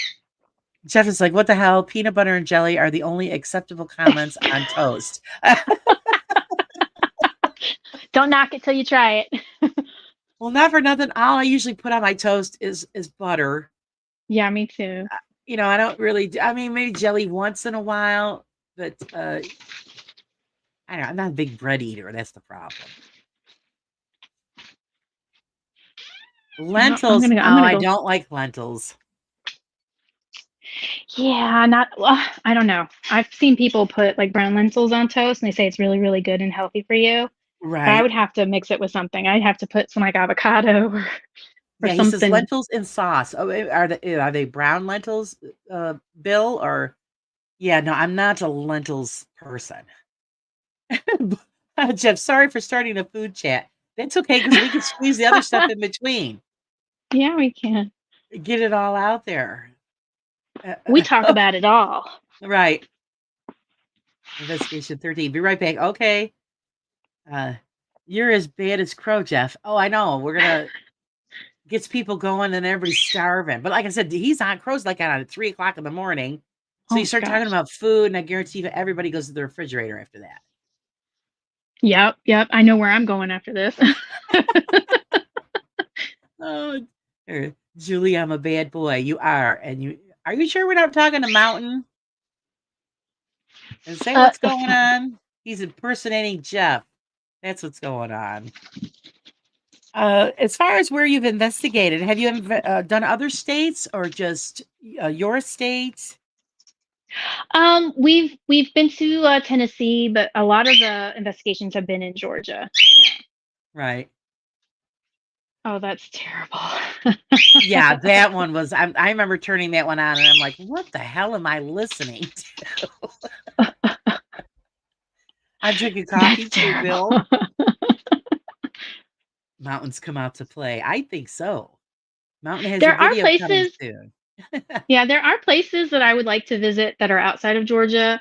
Right? Um, Not necessarily client investigations, but there are locations like the Drish House in Alabama that I would like to go to. And then, but I really need to get to Savannah. Um, Oh, there's just so much to do down there. That's like the paranormal capital of y- Georgia. And we're yeah, down like the here Mecca. in, yeah. So people in Georgia, especially middle Georgia, uh, they really don't like to say that they have a haunted location, especially if it's like a public place that people go to. They actually get really offended.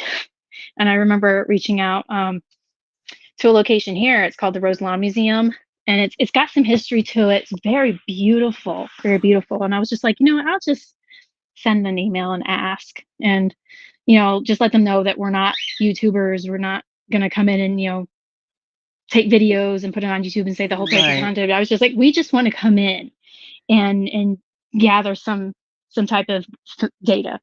And she was Right. like, I got an email back. She was like, do you know who lived here? She's like, it was some reverend who I guess in his day was compared to Reverend Jerry Falwell, which I did not Oh, know about. She was like, this house is not haunted because he used to live there. And I was like, oh, okay. So obviously I offended her, and I was like, well, thank you very much for your time. And so places down here don't like that I paranormal label, think because they're and afraid. well, yeah. And then again, if it's also like a home or a location that's managed by the state, I guess there's a Right. law that says they can't offer it out, kind of free rent for people to come in and do paranormal investigations. So I do know there's that part too. Oh, okay. Because I figured maybe if Kind you presented it as doing a history documentary. See, I might have to use your idea right there and Right, change it up a little bit. reword it Yeah. because yeah, if you're saying like when I'm doing you're going through like you just like the cemeteries, for instance. It Yeah. is a history documentary, but you're adding on a little bit extra just to see if there's something else there. So if Yeah. you just Yeah. say, well, It's just I would because the history down there is phenomenal. So it really is. so if It you is. present it as a historical document, a documentary, I think you'd get better results. I'm gonna try that. I'm gonna try your idea, and then I'm gonna let you know how well it worked. All right. Because that's I 'Cause didn't even think about that before. That's great. oh, jeez. Mountains should do food reviews of beans on toast live. Love Julie, it. that's No, funny. that is a given. Yes. I'm not gonna give up on that one right there. Oh, that would be a good one. I'll see, and I don't have any beans left because I ate them the other day with the hot dogs that I had. I don't even have beans. I'm gonna have to go buy them. So I would have had to try. I could have tried it. Oh yeah, Excuse Mountain me. doing a food review of beans on toast would be epic. That would be hysterical. Yeah, it would. She says, lure people into history lessons with a ghost story. Right. Because, I mean, even though if Yeah, that's a good the take on Reverend it. lived in that house, that still doesn't mean there isn't something going on there. Right? And it just, yeah, it doesn't matter who lived there. It could still have something going on, and we don't know, Right. but that's what I would want to find out. But Let's see. it's Tasha, just they're in funny. Abbeville, Alabama, and Columbia, Alabama. I don't know how far away that is for y'all. Now, Alabama, we're really close. We're about 45 minutes from the Alabama state line, so I don't imagine that being too far away. So, see, Um, Tasha, you could even meet up with her because that's yeah. where Tasha is. So we're kind of selective about the places we go to if it's not a residential because we want to be able to not have to sleep in the location. Right. If we don't have to, we could have when we went to the old Jasper jail, but it's ridden with asbestos on the walls and on the old jails, the cells. Right. And so you really don't want to be sleeping in that kind of environment. It's very dusty, and not very good for your health. So Right. if we, we really kind of look at places that we can go to where we can find a hotel nearby. And a lot of the places in rural areas don't have really good hotels. And I just keep that in mind because a friend of mine referred me to another jail in Alabama. It's like in the middle of nowhere, and the only hotel nearby is one that charges by the hour. Oh, yeah. You don't want to So we're stay like, there. You'll end up in a movie. yeah. No. So we're like, yeah, maybe we don't want to go that to that one.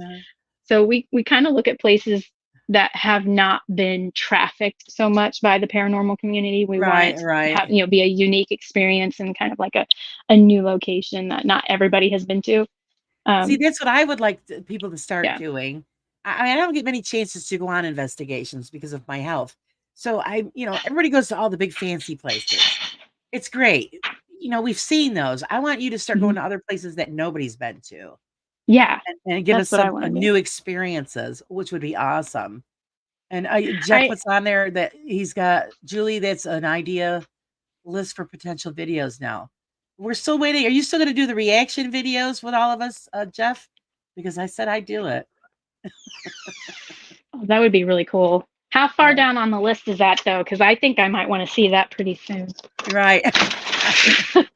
Tasha says we are 20 miles from, how would you pronounce it? Dothan, Columbia. Am I pronouncing that correctly, Tosh? Dothan. Yeah, sounds like it. I know they always want us to come visit, and I tell her I'm too old. I can't make the trip. They got to come up here. Jeff, damn it, Laura. I'm sorry. The list is big. I Oh no, see. no, you're gonna have to Yeah. bump that up. You're gonna have to bump that up. You promised we could do reactions. I know Jeff's got more on his plate than he can handle. That's all right, I know, but though. that That would be means really success. cool. That I means think you're that would be doing fun too. good. So, okay, yes, I was saying it right. Dothan. Oh, who knows? I mean, it's she's like in the well, no, you're closer in town now. So before she was in the middle of nowhere. Yeah, we That's don't where want to her end up. daughter was having issues. I mentioned it before on one of the other programs. Oh, they lived on a farm, and apparently at one time it was they found out it was Indian burial ground. Uh-oh. And the people had put their farm upon this property, and there was something that was uh pretty much always visiting my niece Lexi, but it would always stare at her through the windows. It wouldn't come inside. Oh So I wow. says, well, apparently it's attached to you in some form. I says, and I think it has to do with the land, not the home. And the recommendation I gave them is I said, no traditional, like Christian or Catholic ceremony would help you out. I told her to contact the local Indian tribe there. So that would be good, but there's also things that you can advise her to do too. Whenever we go to a location where we think there is remnants of indigenous culture, we'll take corn and maize and tobacco with us. Um, I'm not able to purchase eagle feathers because that's frowned upon since Right, I'm not indigenous. So I was able to get some like painted turkey feathers off of Amazon that look like eagle feathers. right. And what we'll do is, out of respect, we'll go and we'll pay homage to the indigenous spirits there. And we'll say, look, we're not coming here to do any harm. We mean no disrespect. We have brought you corn, maize, and tobacco. These are for you. Please accept them. And a lot of the times we don't have any issues with any type of indigenous spirits or land issues Oh, when we've wonderful done that. advice. Yeah. Now I've tried to reach out to local reservations and indigenous authorities, and a lot of times they won't reach back out or respond to you They because don't. yeah, they don't. And it's not because they don't want to talk to you. They keep their culture and their secrets kind of protected. Yes, They take very good care of them, and so they really are selective with who they share information with.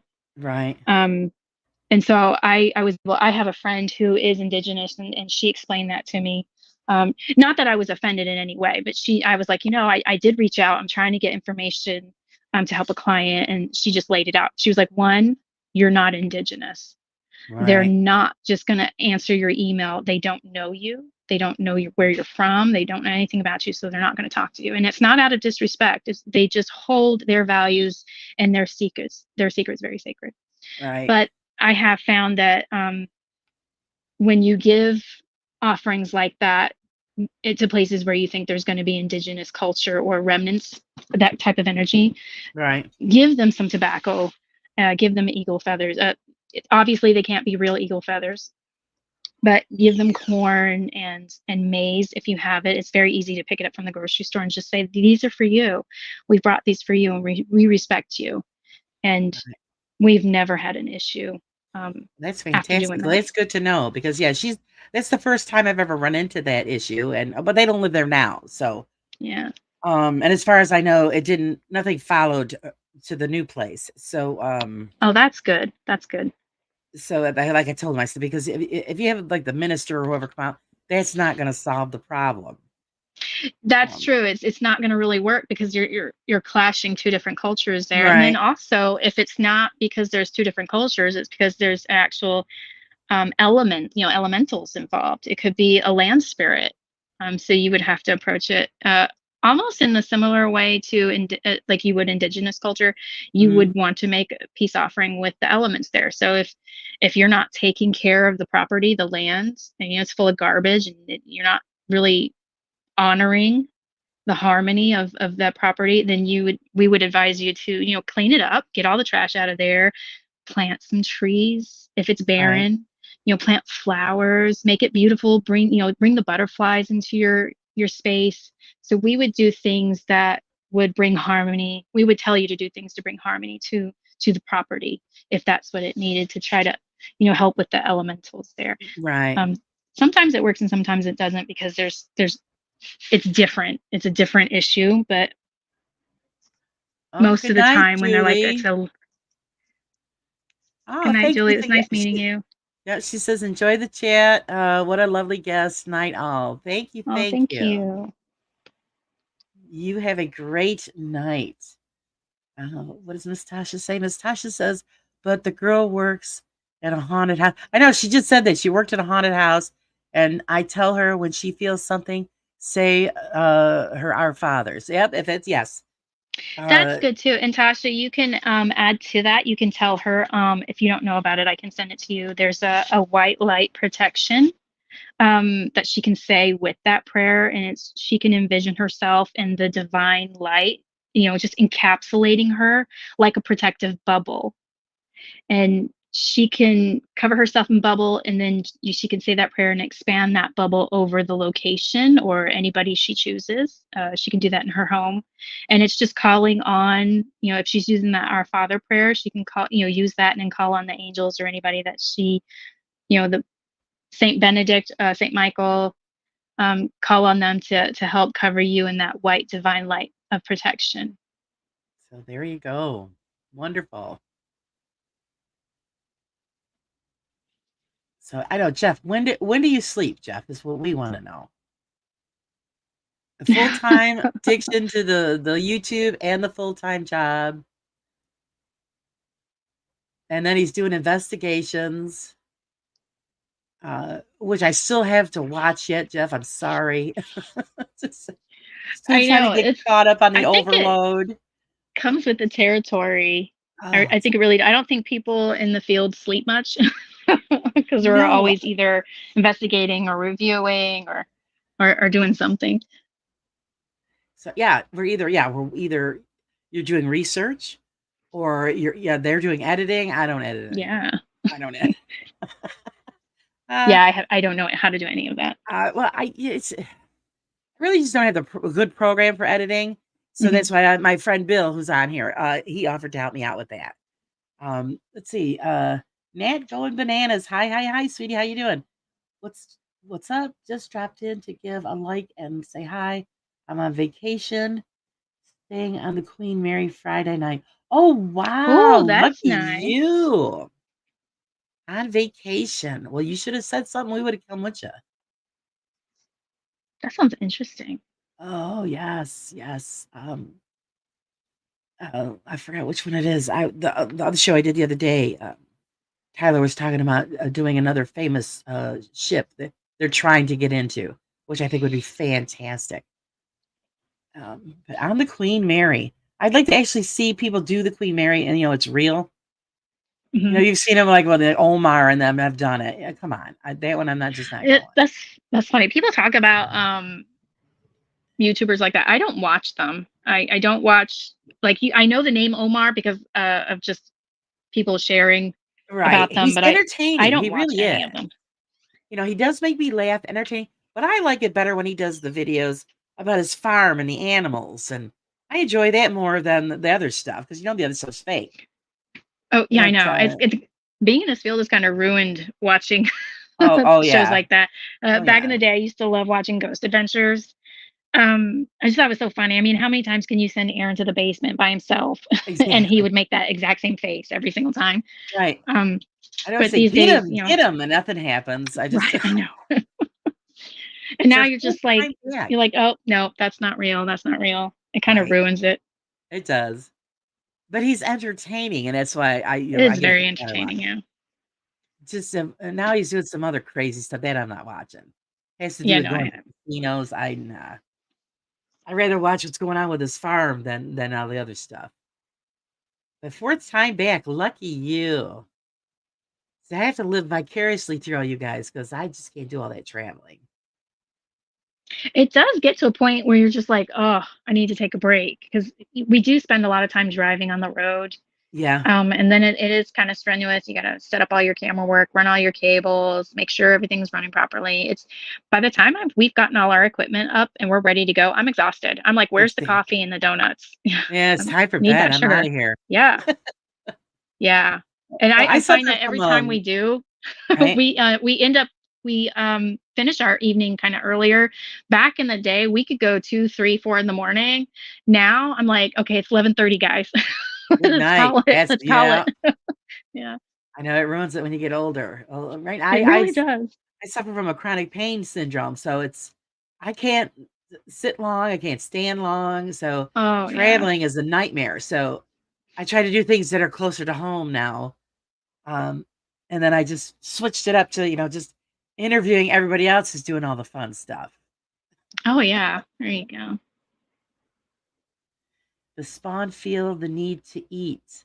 Love you. Oh, tell them to cook for themselves. So she was saying earlier, Antler, I don't know if I could make the show or if I'll have quiet. I said, well, that's what they invented duct tape for. You Right? just, I duct tape know. them to the wall, put a little piece over their mouth. I said, they'll be all right for 30 minutes. Yeah, I usually I got all my kids home tonight too, and I kind of popped some cheeseburgers in the oven beforehand. So if they were hungry, they could go down and fix a burger. So yeah, they got a Jeff, NyQuil for the kiddos. NyQuil. That's funny. Yeah, not gonna even go there. Oh my No, goodness. no, I Think telling about the people, I'm Benadryl days. Back in the day, it was woo! Benadryl. That's funny. Next Benadryl doesn't make me tired. I don't know. Yeah, no, it doesn't Everybody work for me either. everybody Mm-mm. says it makes them tired, and I'm like, Bill says I can go for a steak right now. Bill, don't even tell me that you eat those. Or that your wife knows you eat those, I should say. Oh no, those are so bad for you. Trying to remember. I don't even think I've ever had a steakum. They're those thin frozen steaks that people use them for Yeah, sandwiches. It's grease, pure grease. You have a stroke just frying them in a I know. pan. It sounds like something my son would eat. Oh, He'd go buy from the awful. gas station. I don't know what Yeah. it is with teenagers and gas station food. Oh, they love it. She hates them and won't buy them for me. Good, because they're not good. Good. They're terrible. Jeff says Benadryl knocks me out. Lightweight. Really? I take one every day Yeah, no, it doesn't work for me at all. because of the allergy issues. But yeah, I knew that she wouldn't buy them for you because they're not good. I have a couple of estimate methods from the Queen Mary on my channel. I have experienced on there, and I don't act like the other person you mentioned. I don't act like the other person you mentioned. I don't know, forgot who we mentioned, so don't sweat it. Okay. Yeah, I'm trying to remember who did we I know we mention? said so much. I know what she's talking about. Yeah, we're gonna have to check that one out. Like I said, Okay, I I am have a couple so of S's. behind on everybody's stuff that Okay, maybe she's talking about the YouTubers that we were talking yeah, about. yeah, Yeah, no, I'm not talking about every YouTube person. I'm just talking about the ones that yeah. She says she's not like the other person that we mentioned. So, okay, yeah. uh, Well, that's but good. That's good. I like the Estes method. I'm trying to kind of refine it a little bit. Mike Delco made some glasses that he calls Delco glasses that kind of it's even more sensory. It kind of eliminates sensory interference with your eyes. So right. it's kind of hard to explain it for me because I don't know what all it Yes, I've entails, seen but people. you Yes, I've can't seen people see do out of it. them. Yeah. So I really want to try it with the Delco glasses. Speaking of She says, food, my in speaking and of out order food, is in oh, and out. That sounds I've never yummy. had that either. Of course, we don't have that around here. In and I out know in Georgia, burger. we just got a Whataburger. Everybody was going crazy over the Whataburger. And Never heard of that either. oh yeah, oh man, you're not missing out though. Let's see what Bill say. I just Oh watched a Lord. Murder She Wrote episode where they filmed on the Queen Mary. Very cool. It Oh, is. It's how a nostalgic. beautiful, beautiful ship. But like, yeah, we're gonna have to go check out Nat's Mhm. channel. Please remember, guys, subscribe to everybody that's on here. Everybody has a great channel, all different views, all different styles. It's just fantastic and all different experiences. Um, but yeah, we just actually, what did the one that we just got was a Popeyes. And we have lots of restaurants here. I mean, if you're looking for Oh food, wow. we've got it around here. But it might not be like big corporation restaurants, but there's all kinds of food choices in this area. But we just got a Popeyes a couple of years ago. And then it was like a big deal when they first opened, and now you drive by and there's nobody there. Oh, I know, and it's the same down here. And same. Now that's funny because when I lived in Maryland, we ate at Popeyes all the time. That was the best thing ever. Like we love that place. But nowadays it's like, yeah, you don't if you see the parking lot, it's empty and you're like, oh no, I'm not going to. It takes you 45 minutes just to get, an order of shrimp.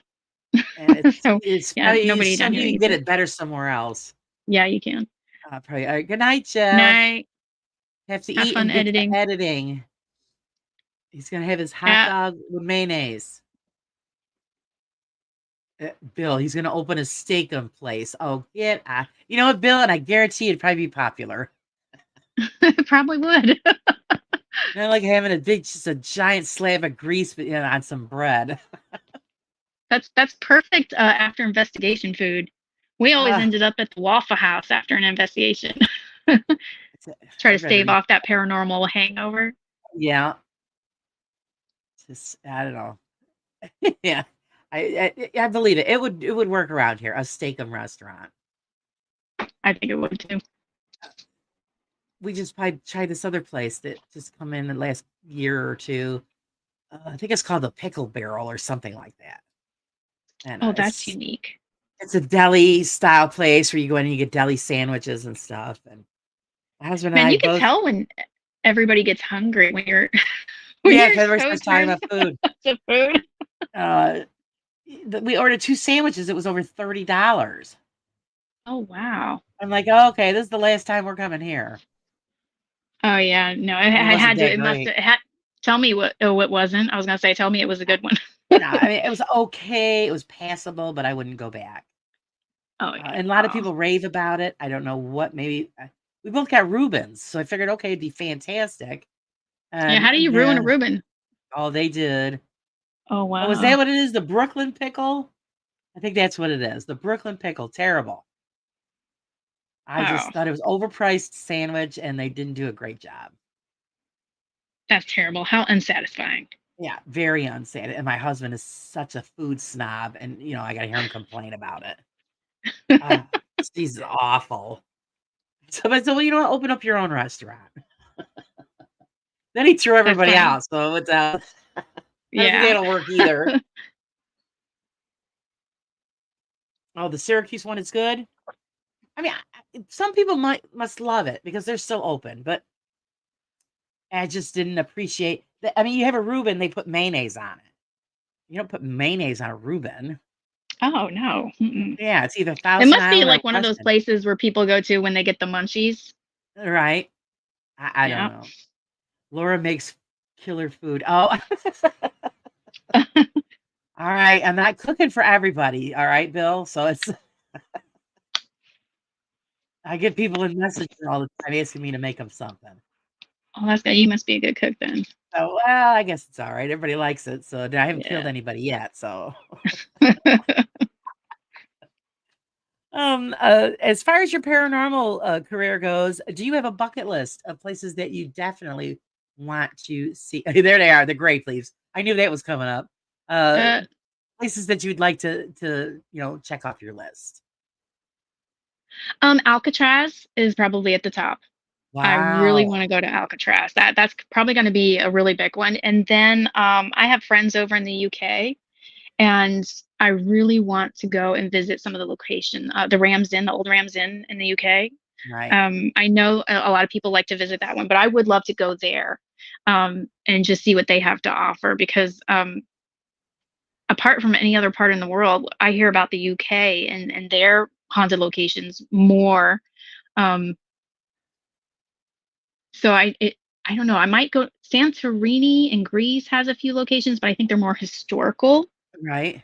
But I would like to go there just because it's Santorini in Greece. But Alcatraz, the Old Ram's Inn in the UK. Some good I don't places. know. There is that place down in Fort Myers, the old fort, that I hear is It's pretty pretty good. good as far as activity goes. Yeah. Ah. But I think number one on the bucket list would have to be Okay. Alcatraz. I Yes. think after Yeah. that, I'd be so satisfied after that. I think I just do remember somebody doing an investigation there, but I can't remember who it was. Yeah, because you got to get special permission and everything for that. Yeah, and it's not a place that everybody can go to, and I don't think No, it's been trafficked a lot. um, but I agree with you. I'm dying. I'd love to go to the UK. Problem is, I don't fly. Oh no. Oh, I love flying. So I love yeah, I'm flying. gonna have to just live vicariously through everybody, that can make it there. Because the history, the buildings, and I just love it all. And I just want to be able to go there and touch it in person. I know, right? Just put your hands on it. And just to have that experience of being in that location that you've never been in Right. before. It's Right. just very Just exciting. to feel the buildings, Yeah. because I do get vibration off of buildings. So I just want to feel it for myself Hmm. and and experience that. And that'll never happen. So unless somebody Don't ships say me a never. brick. You never know. You Oh never no, I had know. an opportunity and I said no. Oh, Can't get on the plane. I said, unless you knock me out cold, Oh no. For the entire flight, I'm not going. Uh, Oh, I used to be I like that, but I love flying now. Oh, do you? Yeah, you Yeah. can't get me on there. It just is not gonna happen. Mm. Too much for me. I don't know if it's an anxiety thing or just well, 'cause my husband really doesn't want me to go either because it's yeah, he said, "No, you're not getting on no Because then he plane." would be lonely. He would be on he would be alone. Yeah, I would, well, I'm leaving you home then. Oh. So that's the way it goes. As far as the future for your paranormal group and investigation plans, what could we expect from you Georgia Peach girls? Oh man, we were just talking about this earlier too. We've got a location that's about 2 hours away from us, going towards the east. I don't want to give away too many details yet because they're not solidified, but we are looking to go there, and it's an old art museum.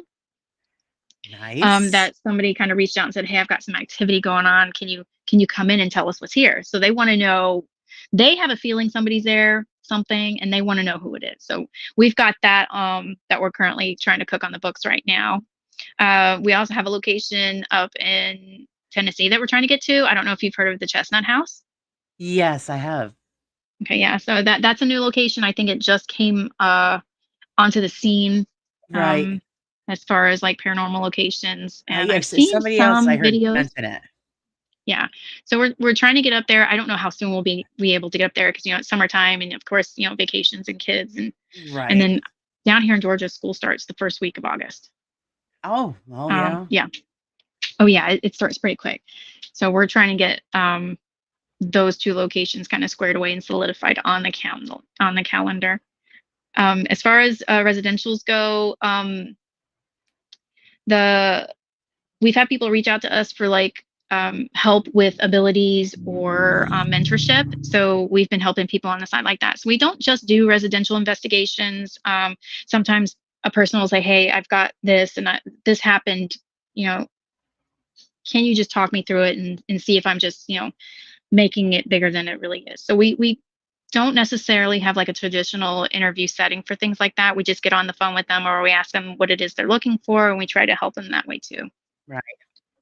So that's a So, great service. oh yeah, so we're Uh, always busy.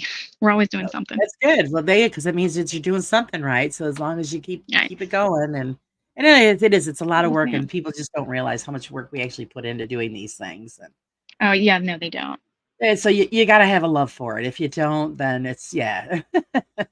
Oh, trust me, if I could do this all day and have it put food on the table and pay my bills, I would be doing it. But There you it go. doesn't. So Not right we got yet to do though. other things. Not yet. You got to just keep That's right. pushing. And eventually, you could be lucky like Jeff and just, spend all your time editing. No, just oh my goodness. I don't know how he does it. All of Yeah, no, that, and I like I have said, the he stays up late on editing skills of lives a and 5-year-old. uh I don't know if it's coffee or whatever that keeps him going, but holy moly. Anybody else have a question for Stephanie before we let her escape our program? Escape. I love Just that. put it out there. Any question, as long as it's not fresh, we'll take it on. I don't know if we put everybody to sleep or what, but here we are. No, we made them hungry. They all I want to know go find food. everybody ran to the kitchen. That's what happened. Yeah, It's they're all Jeff's digging in the fault. fridge. We should all end up go to Jeff's house and raid his refrigerator. Right. All But no, right, I had a Stephanie. good time. I had a I'm good time. Thank glad you you for having me. did. Oh, it was a pleasure. It really was. And I think you helped, enlighten people on a lot of things. Um, and like I said, it's, you guys have any other questions, just pop on over to her channel and message her. And, she could help you out with any questions that you have. I don't think she'll charge much. I'm just Oh kidding, no, no. guys. I'm just kidding. Don't charge at all. Just kidding. So I want to thank everybody in the chat. You guys are the bomb as always. And thanks for hanging out. Uh, Bill, no steakums. And everybody, thanks for joining us on the raw side. Thank you guys. Have a good night.